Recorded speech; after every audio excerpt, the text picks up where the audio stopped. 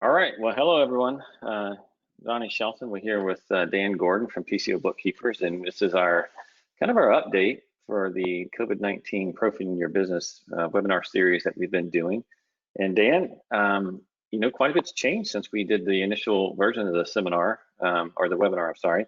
And so I thought it would be a good idea, and I think you did it as well, for us to just kind of give a quick update as to what's going on. I think there's a lot of changes that are happening. So I don't know about you, but I'm super excited about this webinar. There's a lot of things Yeah, that I have think we're. changed. Yeah. I think life has changed, but we're getting used to the changes, and so life is. There's a new normal, if that's an overused term, but that's where we're at. Everybody's not freaking out anymore. Everybody's kind of dealing with the whole situation, and I think that we're coming back. And I think it's an exciting time to be in the pest control industry. I don't know that I'd want to be in other industries right now. I think we're in the right place at the right time.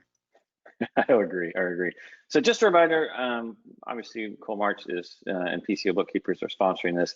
Everyone knows me. I have Triangle and Coalmarch, and of course we do self generation in terms of digital resources. We also do conversion and sales efficiency through technology stacks and those types of things. And so that's me. Dan, do you want to talk about PCO Bookkeepers? Obviously, Sure. probably now is the time. Yeah, so we're an accounting firm that we cater to the pest and lawn industry, and we do back office accounting, monthly dashboard reports that marry your routing software to QuickBooks. We do tax preparation, audit representation, accounts payable, and the mergers and acquisitions. We've, over the past probably 14 months prior to COVID, we probably closed well over $100 million in deals. And as of the last webinar, we said that the market has kind of closed down, but it's opening back up. So if you're interested, we're working on, we've got 2 deals closing in the next few weeks. And we're back open for business. The strategics will be open for business probably in the summer, and we'd love to talk to you about that. So Great. All right. Well, let's jump into this, right? So we're going to talk a little bit about, now that states are reopening, what's happening as businesses are obviously are part of the reopening on the state side, and then kind of what's happening on the economy and what's happening in that front. So I want to start off with this slide here. Obviously, you can see we are definitely reopening. This is from the Ozarks over the weekend. Dan, is that you that I see there in the corner? Are you out there hanging out? yeah, that's me and my Speedo. So Yeah. looking good. Yeah. So And this my would be. Speedo and my mask. Yeah. Well, I put this picture out because if there ever was an indication that people are ready to get back to normal, obviously these are looks like college students and those types of things, but I think people are tired of sitting around, and we're seeing this across the country that lots and lots of folks are excited about getting the economy going again and getting back out. I think most Americans are tired of sitting at home, and so anyway, so with that, I thought we would start, Dan, with just kind of running through the numbers as to what's happening with COVID in general, especially with the economy. I'm not going to get into deaths and hospitalizations and those types of things. Obviously, this is a conversation that's more geared towards the economic side and business side. But with that,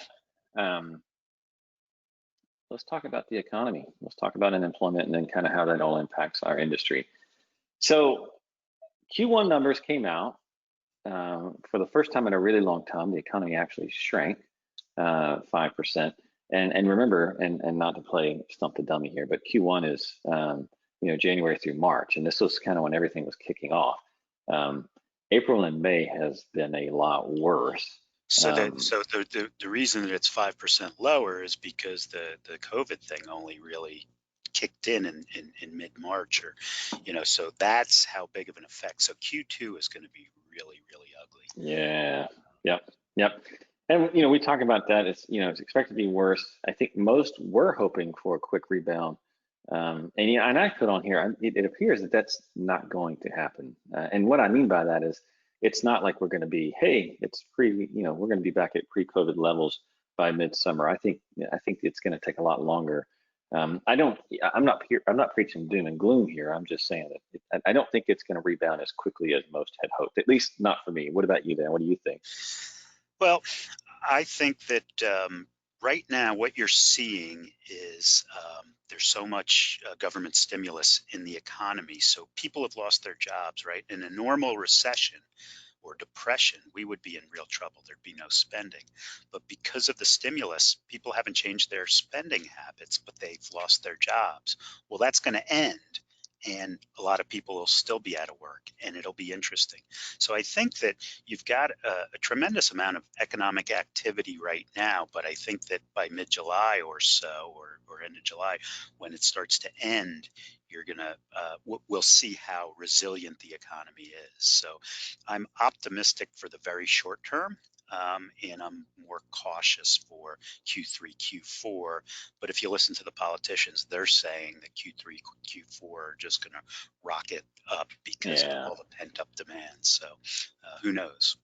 We'll see. I know there's a lot of companies that are sitting on a ton of cash right now, and I'm not necessarily talking about in our industry, but the ones that really, really are hurting are obviously restaurants and what you would typically think of as kind of these frontline type industries, but the airline industry, right, and travel industry, those industries are They're really, really hurting bad, and they're not going to, Yeah. would you go on, if they opened up right now, would you go on a Disney cruise? You'd probably think twice. So it's, Don't ask that question to Miss Shelton, because I already know what the answer to that would be. That's right. But Yeah. but if you think about it, when you said a lot of companies are sitting on money, so we talk about that economic stimulus. We also talk about the PPPs, and we'll talk about that later. But that is a huge shot in the arm for businesses that are open for business, right? If you're a restaurant and you took the PPP, you're going to deplete it, and it's just going to go away, and it probably didn't help you, or it helped you to die a slower death, But in our industry, Right. it's a nice thing to have. Well, so flipping that over to unemployment while we're talking about it, this just got released yesterday afternoon. The government says, okay, we're up to 41 million unemployment claims, 2.1 million last week. Some folks are saying it's probably worse than that, just because there's some folks who have just said, I'm kind of done with the labor market, so I'm not filing. And again, this is a cumulative number. I don't want to spend too much time on that, but this is what I do want to spend some time on, which is the unemployment rate. So right now it's sitting at 14.7%. Again, this was released as of yesterday afternoon. And just a few key things here, and I didn't want to be, again, not trying to be a Debbie Downer, I'm just giving the numbers, right? It has not been this high since the Depression. Most folks think it's going to be very short-lived. I tend to think that that's probably true, but Depends on what industry. Yeah, it depends on what industry. And the other part is that I think obviously not all of that 14.7% is going to come back. I mean, you remember prior to COVID, I mean, what the unemployment rate was like lower than 5% or something. I mean, it was 3.7. Yeah. So I agree. Some economists are saying, hey, some of these jobs that are lost, they're never coming back. I know here in Raleigh, there's a few businesses, especially restaurants, that just said, hey, we're giving it up. We're done. We're not coming back. Even if we do, I mean, think about it, right? Some restaurants, they have a limited space. So if they have to social distance, it's like, why even bother, right? So I agree. Yeah, this notion of opening a restaurant to 50% capacity, that Right. just means that you're going to lose money every meal that you make. I mean, why would you even do that? But it's what I think is interesting is through chaos comes new concepts and new ideas, and some of the jobs are going to go away forever because they need to go away forever. So people have learned to work from home.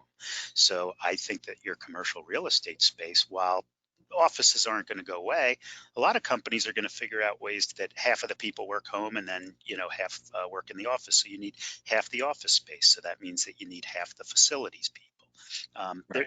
There's definitely a paradigm shift that's going to happen, and it'll result in lost jobs, and then ultimately there'll be more jobs as we move forward. But Right. Right. So having said all of that, I don't think, and again, this is what most economists believe, that in May, the number is going to continue to ratchet up, and most are expecting it, this unemployment rate to be right at 20% in May. Now, having said that, there is some there is some good news there, which is that first-time applications are falling, and they have been falling as states have been opening back up. And so that, is that an indicator that, I mean, it certainly is going to come down. I don't think it's going to stay at 20% very, very long.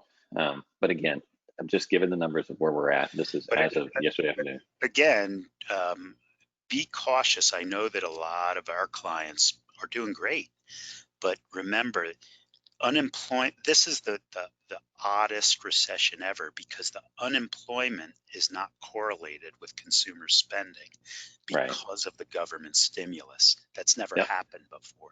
And the government stimulus will end, and then we have to see what's going to happen. And we gotta figure out how to pay it back. No, we're great. Who cares, right? No. Anyway, yeah. And then, the next one, and I think if there ever was an unintended consequence, and maybe it was intended, I'm not for sure, but unemployment benefits from 25 down to 21.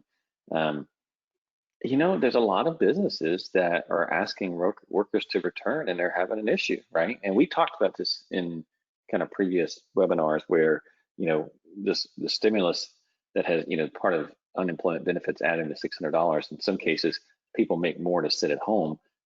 We're actually seeing this now, right? And the reality of it is that there's a lot of resistance for these restaurants and other companies that are opening up, a lot of resistance to get folks back to work. And now they're talking about even extending this beyond July 31st. Now, again, it's all the absurdity of this is that politicians are talking about coming up with a new plan to pay people to go back to work and get off unemployment. I have a simple solution: just end the unemployment, right? and you'll get them back. But why would you pay them to go back to work? I mean, I don't know. We're upside down. Yeah, for sure. So, but this has definitely been interesting to watch. I've never heard of people making more money sitting at home than they would, working at a job. So just not, to me, it's misplaced incentives. So, and then, I just thought I would throw on here, again, this is as of yesterday, depending on where you're at, where you live, you will be feeling the effects. In the case of like Nevada, I mean, the casinos have just taken a huge hit. Same thing for Hawaii in terms of, being a very tourist generated economy. And then there's other areas of the country, I didn't put them on here, that are faring pretty well. They're down in the 7%, 6%. You'd almost not even realize that there was something happening. And so, again, depending on where you're at, the effects that you're feeling is probably, it's I won't say it's all over the place, but there's pockets where it's really, really bad. There's other pockets where it's not really a player at all. So with that, I will do a quick marketing update. I want to run through a few numbers with that. And these are pretty dismal numbers here. I don't want to spend, I don't know if you got any broad thing to say there, Dan, but I think, if I were to sum all this up, I would say, hey, things are starting to turn. I do feel like we're bottoming out, but the recovery, much like what we talked about before, a hurricane blows through, the cleanup is going to take a lot longer than what most folks were hoping for. At least that's kind of if I'm looking to a crystal ball. So, okay, marketing update. Let's take a look here. So, the red line here is 2020. The black line is 2019.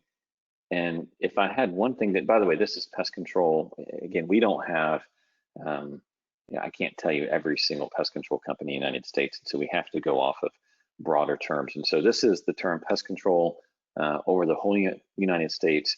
And how is that keyword trending? And the thought process is that, hey, if we look at this keyword and we look at what folks are searching, that will translate into what effect sales is having for most companies. And you can kind of see here, not much different. If we were looking at this without COVID, I would say these are normal fluctuations that you would typically have depending on the weather, right? And so I don't know about what you're seeing or hearing, but Dan, I can tell you for our customer base, most are up, most are faring quite well.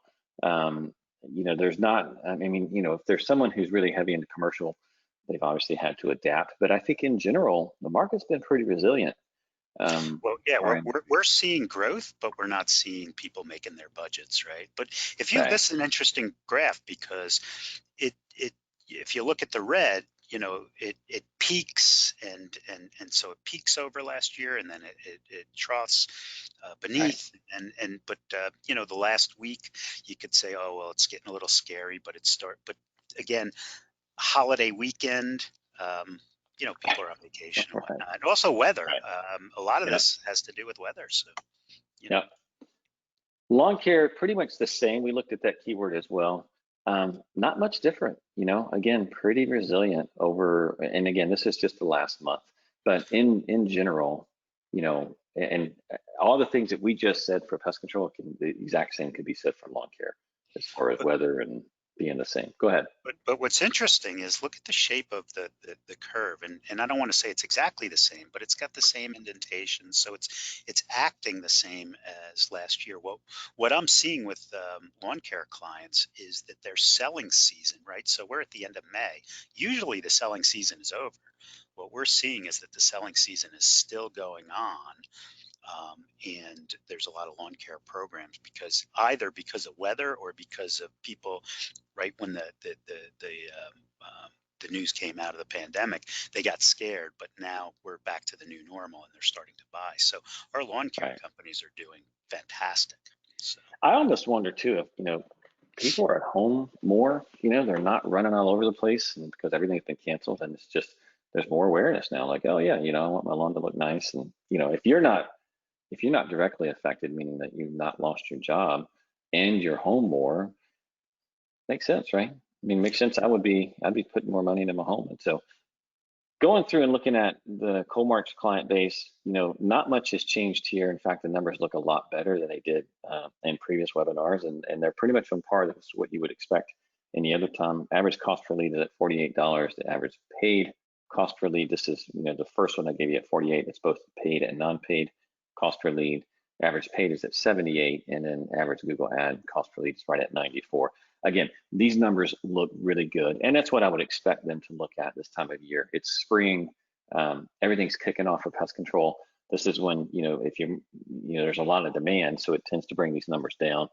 And, ad spend and conversions, I tell you, Dan, and I'm going to talk more about this a little bit later, conversions this year have just been phenomenal. I mean, just huge increase. And when we say compared to last year, conversion is one of those numbers that doesn't move that much. And so, I mean, while it, compared spend, you say, oh, well, that's 42% and Google ad conversion is 39. Well, ad spend, well, that's Google, people, that's Google monetizing their platform. You'd expect to see that one go up. But when you look at conversions moving at 40%, that's a big deal. And so people are more focused. People are more focused on what they're doing. You think that in prior years, well, you put out the proposal and gee, why aren't they going? Well, people are busy in their life. They're not, you're not at the front of their to-do list, but now their to-do list is a little shorter. So maybe that's what it'll be interesting to look at it next year to see what happens. Well, the point is that, when people are going on your site now, like more than ever, they're there to do something, right? They're not comparing, they're there to act. And so anyway, this is a really positive number for our industry, just in general. It's great to see that. So just some observations of what I've been seeing, and again, some recommendations of, what we're doing here at Coalmarch to try to help folks out. I'm going to talk a little bit about big picture here, and William and Blair just released a kind of a COVID-19 estimate. And do you want to talk a little bit about William and Blair? Maybe just 10 seconds there, Dan. Yeah, well, William Blair is a investment banking firm, and they have they have industry analysts who look at various industries, and we're very friendly with the pest control industry analyst, real good guy, and he puts out reports periodically if there's specific information on one of the public companies or the industry, or what he's seeing in the industry. And he put out a report the other day that laid out these stats. And it's funny because sometimes he and I talk about, where we think the industry is going, and sometimes we disagree and whatnot. And What? and I tell him, and you know, and then he comes back to me, you know, with his reasoning and whatnot. And actually, we're going to be doing quite a bit more work with them in the future. But if you look at the first one, market forecast declined 5.8% in 2020.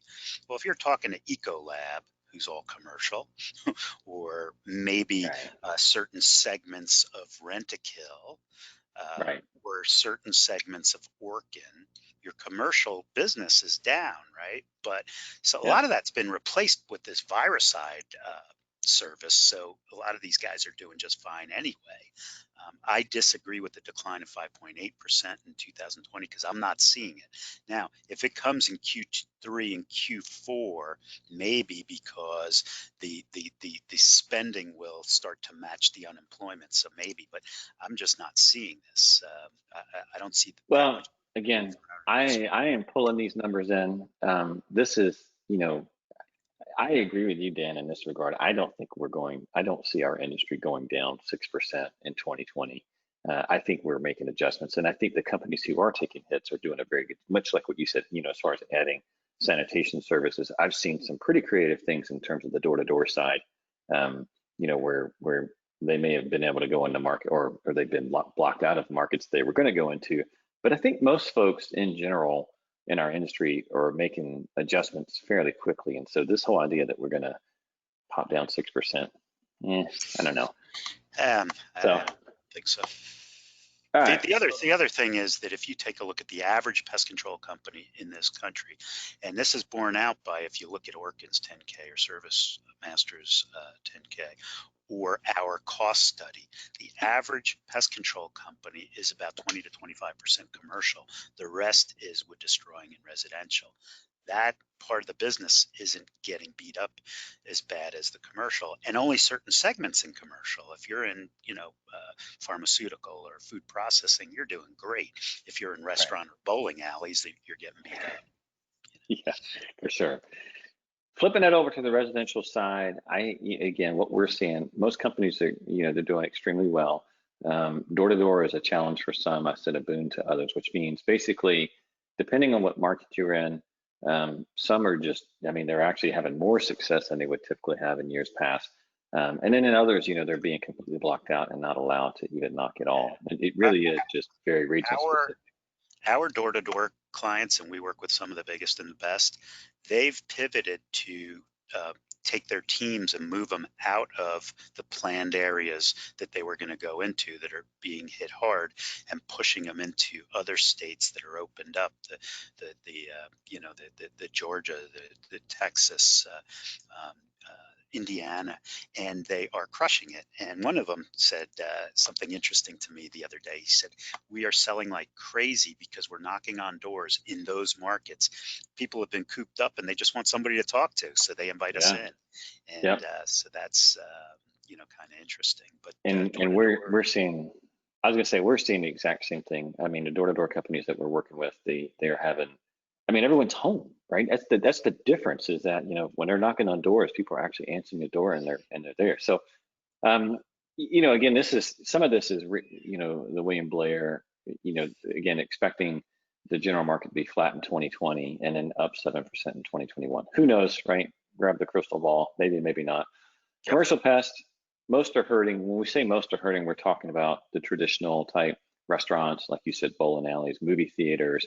Um, you know, they're expecting market decline, high double digits. Well, high double digits means like maybe 18, 19%, and then up 6%. Again, these are not my numbers. This is estimations. I don't necessarily agree with this. I think most companies have pivoted quite well on the commercial side, much like what you said, Dan.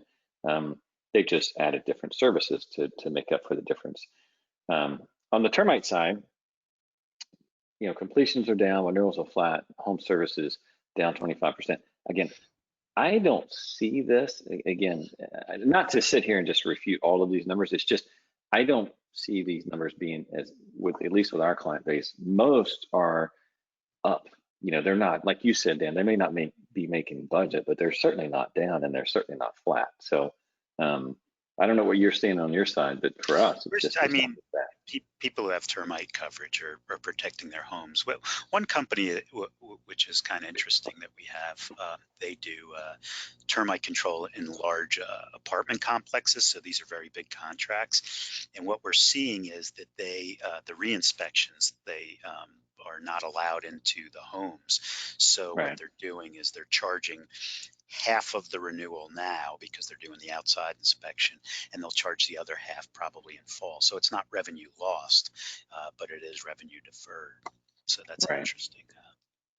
And here's the other one that I think is pretty interesting. These companies are doing, multi-service companies, most are doing quite well. And I think this is kind of riding the wave of folks being home, right? So folks who are doing, pressure washing and doing kind of these ancillary services, um, they are doing quite well, mainly because homeowners are, it's kind of, I mean, and I can attest to this personally. I've probably gotten more done around my house in the last 3 months than I've gotten done in the last 5 years, mainly because I'm home a lot more.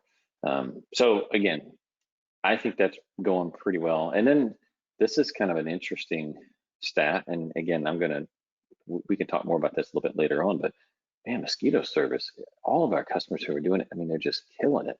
And again, it goes back to being representative of consumer behavior. And Dan, I don't know if you're seeing this with your clients or not, but I know for us, it's, I mean, when I say us, I'm talking about TPC, but even when you look at, the clients of Coalmarch, most folks who are doing mosquito are way up on that service this year. So What do you say? the mosquito is the new bed bug or the new termite, right? Yeah, And yeah, the power that it's been growing in the last couple of years, the COVID thing, it wasn't able to take it down, but mosquito is definitely the new bed bug. Companies are making tons of money and growing that business really, really quickly. I believe it's one of the largest or the quickest growing segments of the industry. well, that and just marketing to it is so cheap because you've got a customer base already to go after. But so I think kind of my analysis after looking at all this would be, again, the hurricane approach, right? For me personally, with Triangle, we're exercising caution. We're driving to our cost per sale, our CPS, and I'll talk a little bit about this a little bit later on. Um, but we're still not completely convinced that this is completely over from an economic perspective. While it may have bottomed out and states may be reopening, I'm not 100% convinced that we're through it from an economic perspective, and I'm not willing to go big yet until I kind of start seeing the fundamentals. I mean, again, our industry has been very resilient, but I also am operating off of this mindset that, hey, I'm only one more layoff from losing my demographic, not my complete demographic, but we've talked about this before. Well, most of folks that fall in pest control usually are managers or kind of I won't say a higher end demographic, but I would say mid-level. And okay, if all the frontline folks are gone and then there's no one there to manage, and this is going to take a lot longer, well, then that kind of spells more layoffs in our demographic. And so I'm just being a little bit more cautious. I don't know what you're seeing with your clients, Dan, but I'm not unique on our front of taking that approach. It's same thing, same thing. Yeah. It's again, Q3, Q4. It's going to be interesting to see how that looks. Yep. So, to kind of finish this out on the marketing side, and then Dan, I'm going to give the mic over you here in a moment to talk about PPP. But, the real question is, and I think a lot of folks who do these webinars, at least the ones I talk to, these are growing companies, right? I mean, the fact that you're even on this webinar, it says a lot about you and your business. I think most folks that are attending these webinars are actually not only being resilient in the industry and in this environment, but they're actually growing. And so I just wanted to talk through real briefly a few things that you can do in the short term, just some ideas to think about. And we've talked about this before, but the first one is starting to get very proactive with your cancel strategies. And I'm not going to go into this. I put this up just because I've talked about it in previous seminars or webinars. I'm sorry.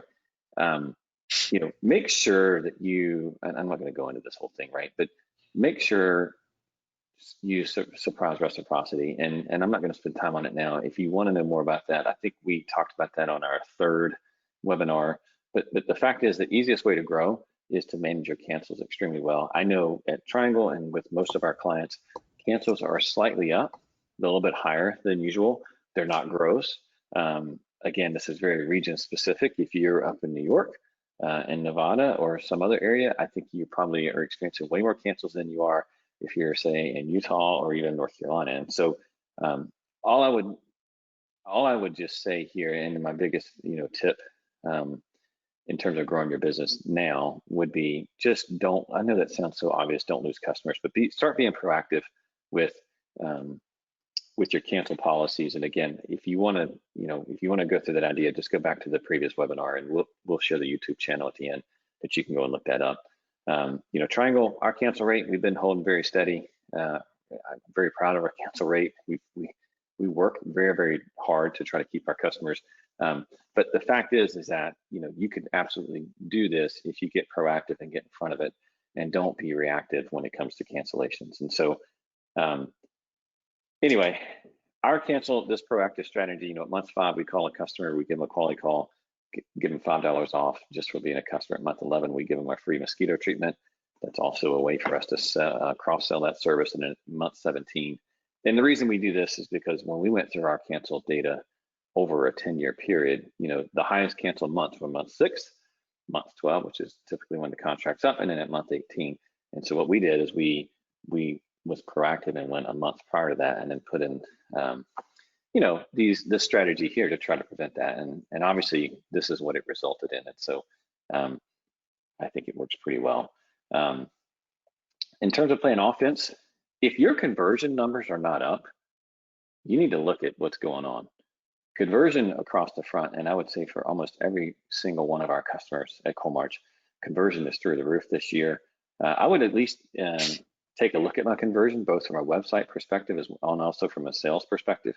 And if you're not getting it, reevaluate your landing pages, and also make sure, I know there's a lot of folks on the webinar who have transitioned their call center to home, just making sure that you're staying on top of that, and that you're listening into what's happening, and that you're mentoring, because if your conversion rate's not up, then something is going on, because this is the one consistent thing that I have seen, that this number is not only up, but it's up in a big way across everyone on the platform. So if for whatever reason that you're not seeing this, then it would be a flag to me to take a look to see what's happening. I didn't do Trent a real good favor. I included a Facebook post of him on one of these previous webinars, and it was not the best photo of him. And so I figured I'd resurrect that, and I would try to be a little bit nicer this time. What a handsome devil. No, exactly. Yeah. So the other thing I would say is that there's just a huge consumer sentiment right now for the local business owner. So, even if you're not local per se, I would be putting a branch manager, I'd be putting someone on that landing page for that market, just to take advantage of that consumer sentiment right now. Like, just making it so that folks can see, hey, this is someone that's in my town, it's someone that's in my city, and I want to help out this local business owner. And so if you're not local branding, again, playing good offense, this goes back to conversion, I would be front and center with that. And Trent, if you're on, just want to give you a better photo this time. Sorry about that in the past. Third thing, and we've talked about this in the past, is, if you've not considered sanitation, I mean, obviously I think it's right now, I don't want to say you're late to the game, but I would definitely consider it. And then, don't allow your commercial clients to cancel. Just give them more terms and more terms and more terms. And I hear this from a lot of our folks who are doing commercial, that they're just kind of allowing them to sit. They won't cancel. And there are even, in some cases, I've heard of some customers, by the way, I'm not recommending this, but I've heard of some customers that will continue to service, and they're just allowing the customer to bank that until they can get back open again. So again, I'm not recommending that. I'm just giving ideas here. Be careful with your credit policies. It's a real fine line. Yep, for sure. And then on the door-to-door side, again, and most door-to-doors, I think, have companies that work with us, they've pivoted quite well. But it's obviously, now's the time to really be going big on digital branding and redeploy your teams if you need to. And then I just, for door-to-door, cancels is always a huge issue. I have seen a couple since our previous webinar that we've been working with that have implemented this surprise reciprocity, and it's working quite well. So just something to think about there also. And then the last thing I will say, and this is probably the biggest kicker here, is that you need to know and drive your cost per sale. You know, it's one thing to spend, 10% in marketing every during the summer if you know that your cost per sale is in the slot. It's something totally different. It's to spend 10% and not getting, not even breaking even on the account. And so if you don't have a technology stack set up where you're able to track this real time, now's the time. And so with that, I mean, there's obviously a lot more that could sit behind that. I don't want to take any more time away from Dan. And Dan, lots of things happening on PPP. So I just saw yesterday that the House said, "Hey, we're gonna rethink the forgiveness timeline." So I don't want to get you off on a tangent there, but can you just There's a talk about that couple of, real briefly? so yeah, so what I'm going to talk about is what I know and what is law right now. But yeah, the House just passed some, that still needs to go to the Senate. And they're talking about going beyond the 8 weeks. So you've got 8 weeks to spend the money. They're talking about 16 to 24 weeks. They're talking about nixing the 25%, the amount that can be spent on, the other items, which are your utilities, rent, and mortgage interest. They're talking about making the non-forgivable part of the loan go for longer than 2 years. So these are all things that are in the mix. Still, the IRS came out with regulations, and there's a lot of talk on both sides of the aisle that the Congress's intention was not to have this thing taxable. So what the IRS, their regulations, they came out, they said, okay, it's not taxable. You get PPP forgiveness, it's not taxable. However, the money that you spend against that is taxable or is non-deductible, essentially making your PPP taxable. Okay, and so there's some folks who actually are looking at that, and they are talking about that. I wouldn't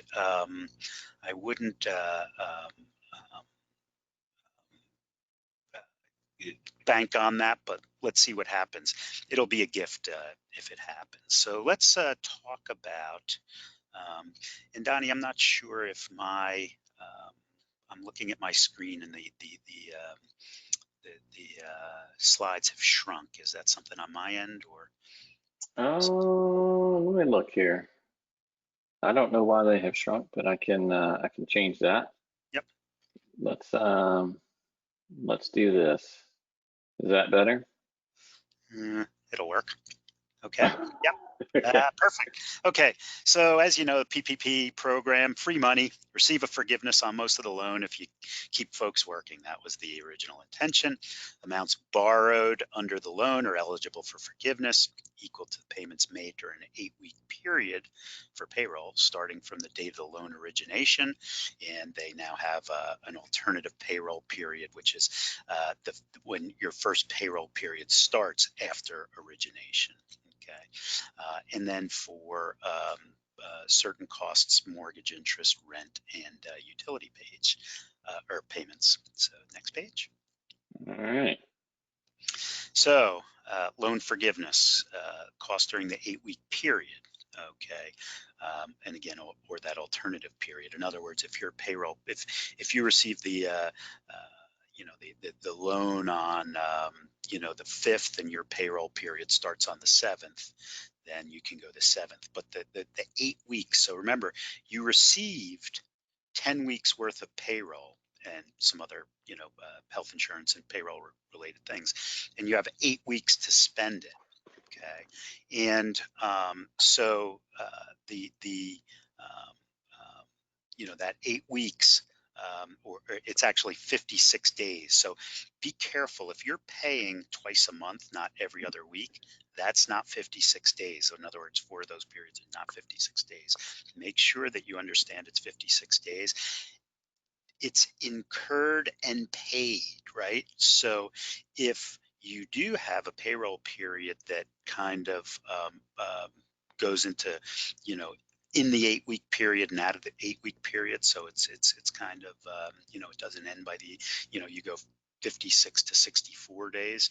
So you're going to cut it off there, okay? But it is incurred and paid. So let's talk about that for a second. I was going to say that's a really important point, right? Because I think a lot of folks just assumed, hey, if I paid it in payroll in that 8-week period, then I'm good.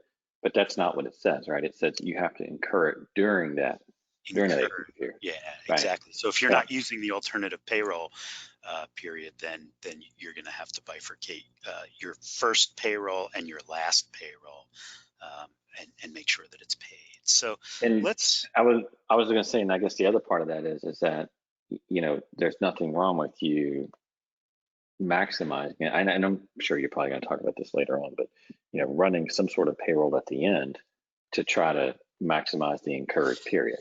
So Correct? one of the things that you do around this is you can do some planning, right? So if you realize that there's certain bonuses that you can give out to your employees to that'll help you spend down the money, right? That doesn't help you personally, but would you rather give it back to the bank or give it to your employees? The one thing that did come out as a clarification, and we talked about in previous webinars, and this is important, is we said, oh, you as the owner can take a raise. Well, clarification came out on that. You as the owner can own your maximum amount that you can pay yourself or qualify for forgiveness is 8/52 of your 2019 wages, up to a maximum of 100 or Who came up with that number? well, 850. that's 8 weeks, right? So, Yeah. I mean, you could game the system by doubling your salary, right? So that's why they did that. Interesting. So, All right. So, proper documentation, incurred and spent. We'll talk about that on the next slide, I think. Good. Okay. Yeah, so you got to document your expenses. So if we talk about, the 25% that's not payroll, the utilities, the rent, the mortgage interest, those have to be for contracts or agreements that were in place before February 15th. So your health insurance needs to be, if you're going to push it toward forgiveness, that needs to have been in place before 2/15, as well as utilities, right? Your electric and whatnot. By the way, what we're seeing and what we're hearing is that utilities are your phones and your electricity, but also the fuel in your trucks. Okay, I haven't seen anything absolutely clear on that, but there's a lot of chatter, and that will be a matter of interpretation. And I think that for service businesses, that will be one of the ones that come in. So count it. The worst that can happen is they disallow it. Okay. Yeah, and I guess one other thing here too, and this is just me thinking, if it turns out that they do extend the evaluation period beyond 8 weeks, I mean, for me, I'm just going to be like, hey, I've got it all spent in payroll. I'm not going to try to get Well, into, be well, it careful. was fuel and you know what I mean? Like, Be careful. If they go 8 to 16 weeks, that doesn't mean that the payroll period is 16 weeks. It means you have 8 weeks within that 16 weeks. And the reason that they're doing that is because of, like, a lot of restaurants, okay, give me 8 weeks, but I'm not allowed to open. So what's that going to do for me? So it's not that they're going to say, oh, well, now right. They're going to move the time slot. right, but it's still 8 weeks. Okay. Right. So Right. so be careful when you do that. If you're going to deduct or put toward the forgiveness retirement money, your 401k match, you got to have a copy of the plan document, and that has to have been in effect before 2/15. Full-time equivalents, you have 2 different periods. We'll talk about that on the next slide.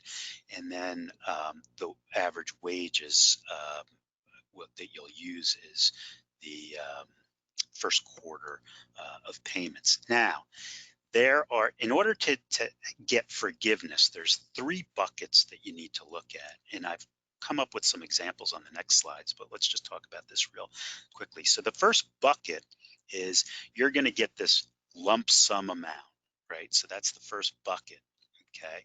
And then the second bucket is going to be, did you, what was your head count? And if you've reduced your head count, then you get dinged on the amount of forgiveness. And the third one is, did you reduce anyone's salary by more than 25%?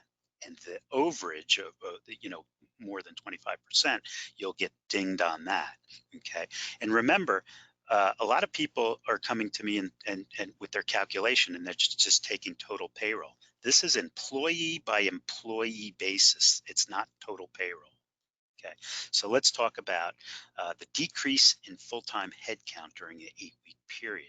So there's 2 look-back periods that you can use, and it's the average full-time equivalents from January 1st of this year to February 29th of this year, or February 15th of 19 through June 30th of 19, and you pick the lower one for your threshold. In other words, they're giving you the lower one, right? So that's your peg. So you need to make sure that you have headcount of that amount or greater by June 30th, okay? By the way, you won't be penalized if you can prove that you offered employment to somebody and they rejected you in writing. That was one of the technical corrections that they made. Okay. So hang on real quick, Dan. So if I'm just thinking through this, if I'm a lawn company, I may want to use the January through, well, not really. I'm just trying to think of like, hey, how would I We're going to go through some examples, and yeah. We're going to go through one example that's going to be horrible, and I'm pretty sure that none of us are going to fall into this category, but somebody, if you have a friend in a restaurant or whatnot, they will. Okay, so and again, so I talked about the different buckets here, the decrease in individual wages. So let's go to the next slide, and I'm going to ask you to push. So this is the first example. So in this example, I started my base was 13 employees, but I ended with 10 employees. In other words, I laid off 3 people. What I also did is I told, if you look at the second column, that was their original salaries, but I told everybody, you're all taking a pay cut to $20,000, right? And the reason that I did that was because I wanted the percentage decrease to be over 25%, so I can show you the effect.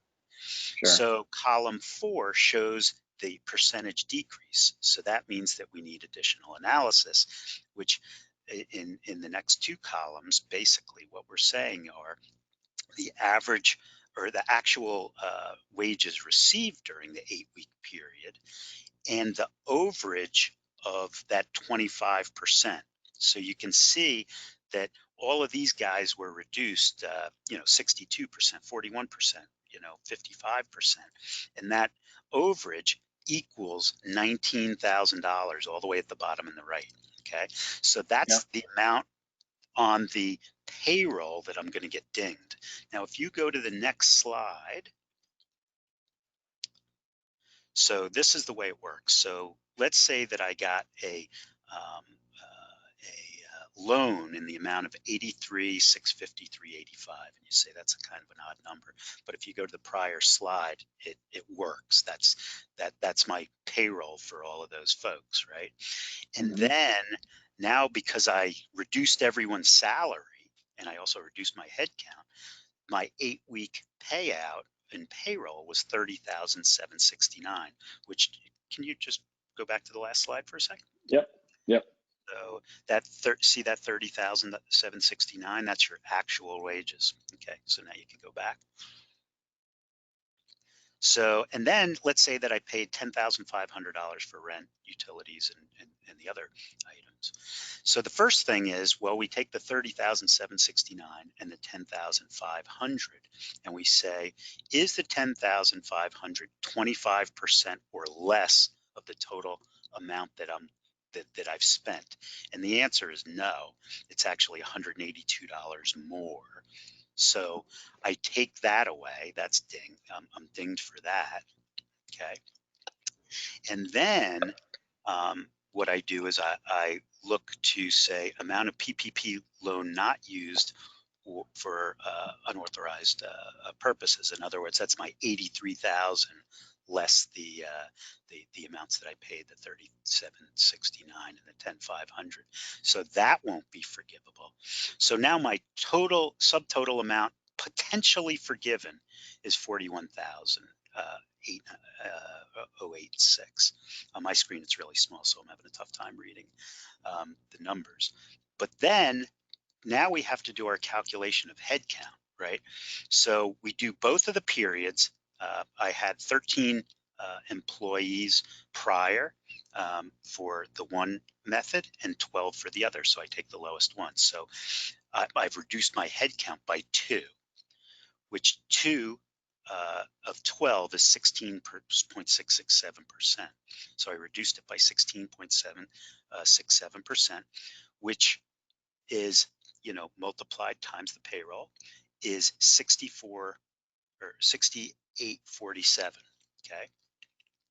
So if you can see, what I'm doing is I'm kind of coming up with the amount that I'm being dinged. And then the 19,000 from the prior page, that's the amount that was reduced more than 25%, right? Right. So then, so that number right there at the bottom.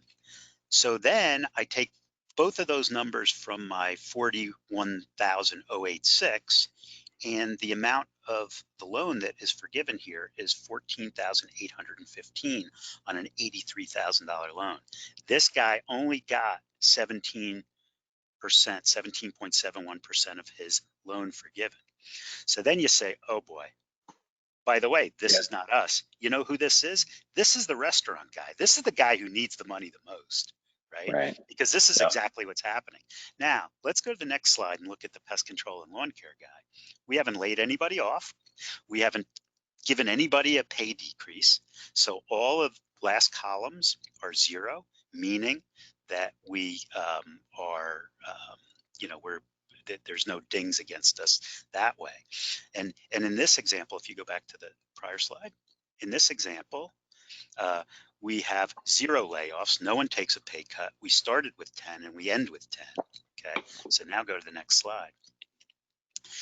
Now, if you add up the amount of the loan that we got, the 83,653, and now all of a sudden, I took 15,000 for other costs, my rent, my utilities, etc.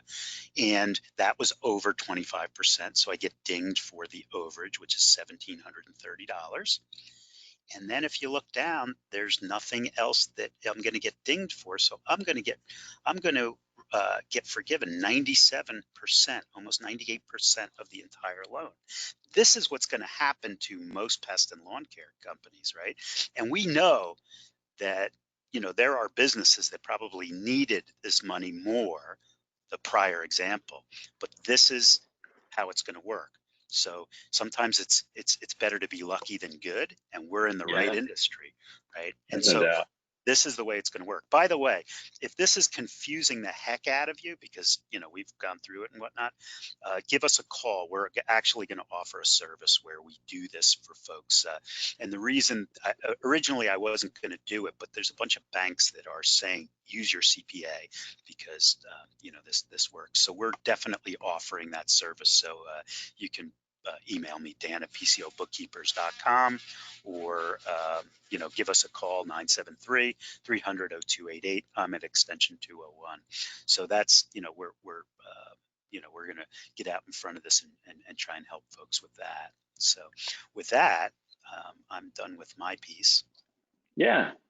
So I think I'm not going to get into the reality of it is that if you missed some of the previous webinars that we've done, I would highly recommend that you take a look at some of those. Some of it we have kind of understood now. The PPP stuff I think has been mostly figured out. By the way, Dan, if someone has not gotten PPP, they've got what, 2 more days to figure that out? If there's any money left, is that right? Yeah, no, there's money left, so you can go, and I believe it goes to June 30th, or when the money runs out. By the way, the other thing is that in doing the forgiveness application, that is due by October 30th. So yeah. All right, so we have a YouTube channel that we got the previous webinars on if you want to take a look at that. of course, everything that we've referenced, we didn't reference too many templates in this one, but the ones in the past, we have a website here, COVID-19 off Coalmarch.com, that you can download all of our resources. Dan is a published author. I've got a couple books out there as well. Again, more things to look at and to think about as you're trying to grow your business, especially given circumstances. And then, of course, we're here to help, right? If you need help with digital marketing, growing your business, at any, especially on the digital side, Coalmarch is there to help. We deal exclusively in pest and lawn. Have lots of customers, more happy to give referrals if they need it. And Dan, of course, you've already talked about PCO Bookkeepers. I am personally a customer of PCO Bookkeepers on the Triangle side, and been with you guys for, oh gosh, over 10 years. Great service, great folks. And so with that, Dan, anything else to add? And I mean, one more thing I do need to say before I give it over to you. We are going to continue these as needed. And obviously we're not on the weekly pace that we were on before, but Dan and I have been talking quite a bit about just doing kind of a monthly webinar even after COVID. And so keep your eyes out for that. I would expect some emails to go out for folks to see that. And yeah, Dan, I can't say enough. Like, my expectations of the attendance of these webinars before we started was nowhere near what we're getting. We're getting hundreds and hundreds of people on these webinars, and we'll keep doing them as long as people want them. It's been terrific. It's also generated a lot of phone calls and questions, and way overused phrase, but we're all in it together. And if I see another commercial that I see that, I'm going to shoot myself. But it's true. We're, as an industry, right? It's us against them, and so oh yeah, we're here to help. So. And we promise not to give out any of those COVID-19 relief emails. I get so, when this thing first kicked off, not to run off on a tangent here, no, we got to go, but it is kind of funny. I was getting emails from the rental car company. We're here to help you through COVID-19. I'm like, what is a rental car company going to do? Well, they just went bankrupt, so. Yeah, that's right. Hertz just took it. So with that, okay. Dan, always a pleasure. And we'll see everyone next time. Take care now. Bye. Bye.